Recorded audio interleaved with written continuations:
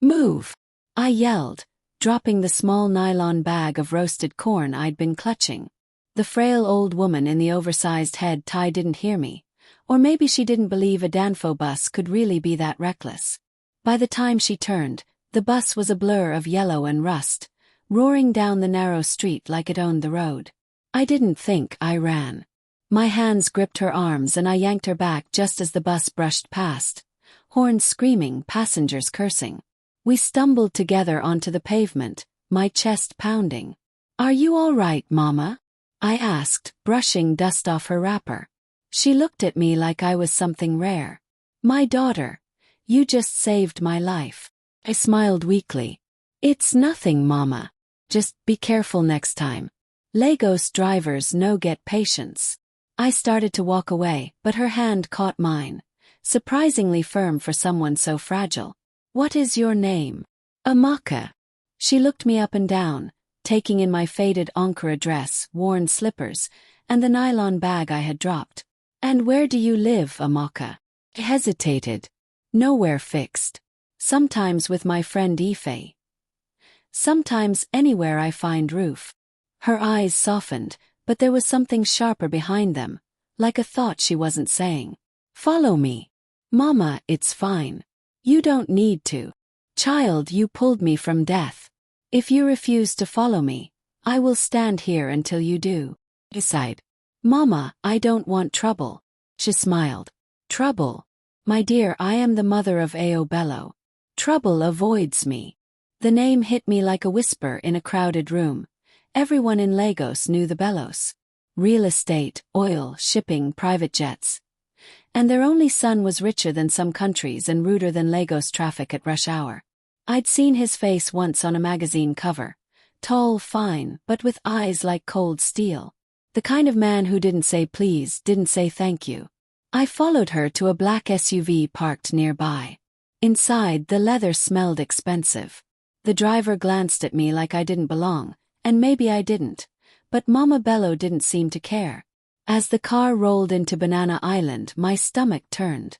The gates opened to a mansion that looked like it could fit my entire street inside twice. Mama Bello took my hand as we climbed the marble steps. "You'll stay here for a while. Rest, eat, and tomorrow we'll talk." I wanted to refuse, but the warmth in her eyes felt like a mother's embrace I hadn't known in years. I nodded slowly. What I didn't know was that she had already decided something about me and her son. And that decision would change my life in ways I wasn't ready for. I woke up to the smell of something I hadn't had in months. Fried plantain and eggs. The sheets beneath me were soft like clouds, the curtains heavy and gold. For a second I thought I was dreaming. Until a soft knock came at the door. "Good morning, Amaka," a young maid said, bowing slightly. "Madam says you should join her for breakfast downstairs." I freshened up quickly, nervous about facing Mama Bello in daylight. She'd been kind last night, but what if she changed her mind and decided I didn't belong here after all? The dining room was like something out of a movie. Chandeliers, polished wood, and a table that could seat 20 people. Mama Bello sat at the head, smiling warmly. "Come, my dear. Eat."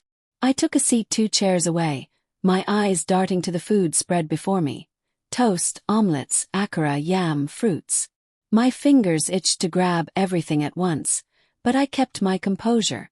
We were halfway through breakfast when the sound of footsteps echoed in the hall. Slow, heavy, deliberate. A tall man in a tailored navy suit entered. His jaw was clean-shaven, his hair perfectly trimmed, his watch gleaming. He had the face of a man used to getting exactly what he wanted, and the eyes of someone who didn't care who he hurt to get it. "Mummy," he said flatly, leaning down to kiss her cheek. "Ayo, you're home early," Mama Bello beamed. He turned to me then, and his gaze swept over me from my hair down to my slippers. His lip curled slightly, like the sight of me left a bad taste in his mouth. "And who is this?" His tone was sharp, cutting through the air. "This," Mama Bello said firmly, "is Amaka. She will be staying with us for a while." He didn't hide the way his brow arched in disbelief. "Staying? Here?" dressed like this. My fingers clenched around my fork, but I kept my voice steady. Good morning, I said. He gave a short, humorless laugh. Morning. I hope you enjoy the tourist attraction, because you won't last here. Ayo, his mother warned. He ignored her and turned to me again, his tone like ice. This is not a charity home, miss, whatever your name is. People here earn their place. I swallowed my pride, but only enough to keep my seat. Then maybe you'll be surprised what I can earn. For a brief second, something flickered in his eyes, irritation mixed with curiosity. But then it was gone, replaced by the same cold disdain. He pushed back his chair and stood. Don't get too comfortable, he said, before walking out without another glance. I sat there, heart pounding, my pride wounded but my spirit stubborn. One thing was clear. I might have been brought here by kindness, but if I was going to survive under this roof, I'd need more than gratitude. And I had no idea that Mama Bello's mind was already plotting something dangerous, to turn me into the kind of woman her son couldn't ignore. By the third day, I had already memorized the rules of the mansion. Don't touch anything that looks expensive. Don't go near Ao Bello unless you want frostbite from his words. Unfortunately, the second rule was impossible. He seemed to appear everywhere. In the living room, at the poolside, even in the hallway when I was just trying to find the kitchen. And every time, his eyes would sweep over me like I was a misplaced object he wanted removed. That afternoon, I was carrying a tray of tea to Mama Bello in the garden when I heard his voice behind me. You're still here. His tone was dripping with disbelief. What, no bus fare back to wherever you came from? I froze, my fingers tightening around the tray. Your mother asked me to stay, I replied without turning around. He walked past me and into my path, forcing me to stop. And you always do what you're told. I met his gaze, refusing to look away. Only when it's the right thing to do. A corner of his mouth twitched, almost a smirk, but colder. We'll see how long you last before you start begging to leave. He stepped aside, but not before letting his eyes trail slowly over me, a silent reminder that in his world I didn't fit. When I finally reached the garden, Mama Bello was sipping tea under a large umbrella. She took one look at my face and set her cup down. He spoke to you again, didn't he? She asked gently. I tried to shrug it off. It's fine, Mama. I've heard worse on the streets. Her eyes narrowed. That boy, he thinks the world should bend for him. But Ao wasn't always like this. She studied me for a long moment, and I could feel something in the air shift, a decision being made. Amaka, she said finally, how would you like to learn? To dress, to speak, to carry yourself so that even my stubborn son will have no choice but to see you. I blinked at her, unsure if I'd heard right. Why? Because, she said with a sly smile, the only way to teach a proud man humility is to make him fall in love with someone he once thought beneath him. My breath caught. Mama, No excuses, she interrupted, her tone firm but warm. I've lived long enough to know the difference between a good heart and a bad one. You have the first. My son needs it in his life, whether he knows it or not. She reached for my hand. We'll start tomorrow. And just like that, my quiet stay in the Bello mansion became something else entirely, a mission to tame the Lagos lion. The next morning, Mama Bello called me into her private sitting room. Sunlight streamed in through tall glass windows, glinting off gold picture frames and crystal vases. On the couch beside her were neatly arranged shopping bags, shoe boxes, and fabrics that shimmered like they were spun from water. We start today, she said, her voice calm but decisive. I stared at the collection before me. Mama, all this is for me. She smiled. Not just clothes, my dear. These are tools. The world judges by what it sees before it listens. You're already beautiful. Now we'll make sure they can't ignore you. And so it began. First came the wardrobe. The faded ankara and worn slippers were replaced with soft silk blouses, tailored trousers, and dresses that hugged my body just right. Then came the shoes.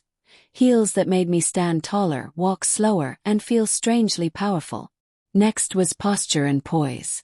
Head high, shoulders back, Mama Bello instructed as she guided me across the marble floor. Every step must say, "I know where I belong." I practiced speaking too, not to lose my natural voice but to polish it to make my words carry weight. "Confidence isn't in volume," she said. "It's in control." There were days I wanted to give up. My feet ached from the shoes, my tongue stumbled over the refined way of speaking, and sometimes I caught my reflection and barely recognized the girl looking back. But each time I thought of Ao's mocking tone, the way his eyes had dismissed me, something inside hardened. If he wanted to see me as nothing, I would make sure I became everything he didn't expect. 2 weeks later, Mama Bello decided it was time for my first test. "He'll be back from Abuja tonight," she said, fastening a delicate gold bracelet around my wrist. "We'll have dinner together. And when he sees you, I want him to wonder if his eyes are playing tricks." That evening, I descended the grand staircase in a deep emerald dress that caught the light with every step. My hair was pulled back elegantly, my makeup soft but striking. Ao was already at the table, scrolling through his phone. He didn't look up at first. But when he finally did, the screen in his hand went dark. For a moment he just stared. No smirk, no quick insult, just a flicker of something I couldn't quite read. "Good evening," I said, my voice steady, my chin lifted. His eyes narrowed slightly, like he was trying to figure out a puzzle. "Evening," he replied, his tone lacking its usual bite. Mama Bello smiled to herself. The first crack had appeared in the Lagos lion's armor, and I intended to widen it. Dinner that night was strange. Ao barely spoke, and when he did, it wasn't to throw his usual jabs. He kept stealing glances at me, as if checking whether I was really the same girl who had walked into this mansion in worn slippers. I pretended not to notice. If Mama Bello's plan was to make him curious, I wasn't going to ruin it by looking eager. The next morning I was in the library, flipping through a book I barely understood, when the door swung open. Ao walked in, dressed casually in a white shirt and dark jeans, and yet somehow looking like he'd just stepped out of a magazine cover. "I didn't know you could read," he said, his voice low and teasing. I shut the book gently and looked up at him. "There's a lot you don't know about me." He leaned against the doorway, studying me. "You've changed. People grow," I replied. "Or maybe you just started paying attention." His mouth curved slightly, but he masked it by stepping further into the room. "You know, I preferred it when you were quiet. Now you talk too much." Smirk. "Maybe you just don't like it when someone talks back." He was closer now, close enough that I caught the faint scent of his cologne, clean with a hint of spice. My heartbeat betrayed me, picking up speed. For a second, his gaze softened, traveling from my eyes to my lips. Then he caught himself and stepped back, almost like touching me would be a dangerous mistake. "Stay out of my way," he said, but it didn't have the same weight as before. Later that day, fate decided to test us again. I was in the kitchen reaching for a glass on the top shelf when my heel slipped on the polished floor. In an instant, strong hands caught my waist, steadying me. I looked up, straight into Ao's eyes. We froze there, breaths mingling, his grip firm but careful. "You should be more careful," he said quietly, though he didn't let go right away. "Maybe you should stop sneaking up on me," I replied, my voice barely above a whisper. His fingers loosened slowly, but his eyes didn't leave mine. Something unspoken passed between us in that moment, a silent acknowledgement that whatever was happening, it wasn't just irritation anymore. When he finally stepped back, his tone was back to its usual coolness. "Don't let Mama catch you in heels you can't handle." But as he walked away, I caught the faintest smile tugging at the corner of his mouth. For the first time since I'd met him, I realized Ao Bello wasn't just seeing me. He was noticing me. Started with rain. A heavy Lagos downpour that trapped us both inside one quiet Saturday afternoon. Mama Bello had gone to visit a friend, leaving just the two of us in the mansion. I was curled up on the couch in the sitting room, watching the rain blur the view of the garden. Ao walked in, tie loosened, sleeves rolled to his elbows, carrying a tumbler of something amber. He stopped when he saw me. "Don't you have somewhere else to be?" he asked, but the bite in his voice was weaker than usual. "Why?" "Afraid I'll ruin the expensive air in here," I said, not looking up from the window.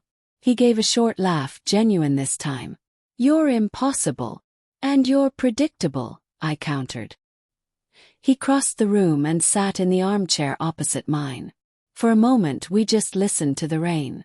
Then, out of nowhere, he said, "My father left when I was 14. I turned to him, surprised. "He walked out one morning and never came back," Ao continued, his voice even. "Left my mother to deal with the vultures circling our family business. Left me to learn that trust is expensive." I stayed quiet, sensing that this wasn't something he shared often. "That's why I don't let people close," he said, swirling the drink in his glass. "They either take what they want and leave, or they change when they see what you have." My voice softened. "Not everyone is like that." He met my gaze, something unreadable in his eyes. "You say that because you haven't had enough taken from you yet." The silence that followed was heavy, but not uncomfortable. For the first time I saw the man behind the arrogance, guarded, scarred, but not heartless. Lightning flashed outside, followed by a deep rumble of thunder. Without thinking, I reached out and touched his hand. It was a brief, tentative gesture, but his fingers curled slightly in response before he pulled away. "You're not what I expected," he said finally. "Neither are you," I replied. He stood, as if he needed to break whatever was happening between us. "Careful, Amaka. Getting close to me isn't safe." I smiled faintly. Maybe I'm not afraid of danger. For the briefest moment, something warm flickered in his expression. But then he turned and left the room, leaving me with the sound of rain and the realization that the cracks in his armor were starting to show, and I was the one making them. It happened on a night neither of us planned. Mama Bello had gone to bed early, leaving the mansion unusually quiet. I was in the music room, one of the few spaces Ao rarely entered, playing with the keys of the grand piano, pressing them at random just to hear the notes. "You play terribly." His voice came from the doorway, deep and smooth. I turned to see him leaning there, hands in his pockets, shirt unbuttoned just enough to make my breath falter. "Then leave," I said, my tone sharper than my heartbeat felt. Instead, he stepped in, closing the door behind him. "Funny. You've been here for weeks, and I can't seem to ignore you anymore." I rose from the bench, crossing my arms. "And what exactly changed, Mr. Bello?" His eyes swept over me slowly, not like the cold, dismissive glances from before. This was different. Heated. Intentional. "Maybe I started seeing you for what you are. Dangerous." I let out a low laugh. "Dangerous? I think you're confusing me with yourself." He came closer, each step deliberate. "No. You walk into my world looking like you don't belong, and now you're in my head. I don't like it." My pulse quickened, but I held my ground. "And yet, you're still standing here." We were inches apart now. I could smell the faint spice of his cologne, feel the heat radiating from his skin. His gaze locked on mine, and the air between us tightened like it was holding its breath. "You've changed me," he admitted, the words almost a growl. "And I hate it, but I can't stop it." I swallowed hard. "Maybe that's because you're not fighting me. You're fighting yourself." For a moment, his expression softened, and then he reached up, brushing a strand of hair from my face. His fingers lingered at my cheek, his touch warm, almost reverent. But just when I thought he would close the space between us, he stepped back sharply, his jaw tight. "I can't," he muttered.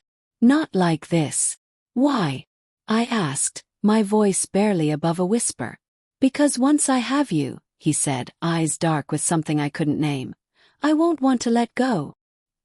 He turned and left the room without another word, leaving me standing in the dim light, my heart pounding in my chest. The Lagos lion had been tamed, but not captured. Not yet. The charity gala was Mama Bello's idea. A grand event in Victoria Island, glittering with Lagos high society. She'd insisted I come with her, dressed in a flowing wine-red gown that hugged every curve and shimmered under the chandeliers. I told myself I didn't care if Ao noticed me tonight. Delight. He arrived later, cutting through the crowd like he owned the air. In a black tuxedo, bow tie undone at the neck. He looked every inch the billionaire prince, and just as untouchable. For most of the night, we kept our distance, exchanging only brief glances across the room. But that changed when one of his so-called friends approached me near the drinks table. "Pretty face," the man said with a sly grin, his eyes roaming too freely. "Ao's latest charity project, I presume?" Before I could respond, a familiar voice cut through the air. Sharp, controlled, but laced with heat. "Move your hand. Now." The man turned, startled, to see Ao standing there, eyes cold enough to freeze steel. "She's with me," Ao said, stepping closer until he was between us. "Touch her again and I'll make sure you regret it." The man backed away quickly, muttering something under his breath before disappearing into the crowd. I stared at Ao, my chest rising and falling. "You didn't have to." "Yes," he interrupted, his tone fierce. "I did." The music slowed, couples moving to the dance floor. Without asking, he took my hand, his fingers warm and firm. We stepped into the soft light, his arm sliding around my waist. For the first time, he looked at me without the walls, without the pride, just raw, unguarded emotion. "I was wrong about you," he said quietly as we moved to the rhythm. "About everything. You weren't here to change me, but you did. You made me see myself. And I don't want to go back." My breath caught. "Ao." "I love you, Amaka," he said, the words low but certain. "And I don't care who hears it." It was then I realized half the gala had turned to watch us. Lagos' most arrogant billionaire holding a girl he once mocked, confessing in full view. I smiled up at him. "Then stop fighting it." He leaned in, and when his lips met mine, the room disappeared. There was no mansion, no pride, no past, just the man I had tamed and the girl he had chosen. As the music swelled, his mother's proud smile caught my eye from across the room. She had brought me in from the streets with hope. Tonight, that hope had bloomed into something neither of us could hide anymore. The Lagos lion was mine, and I was his.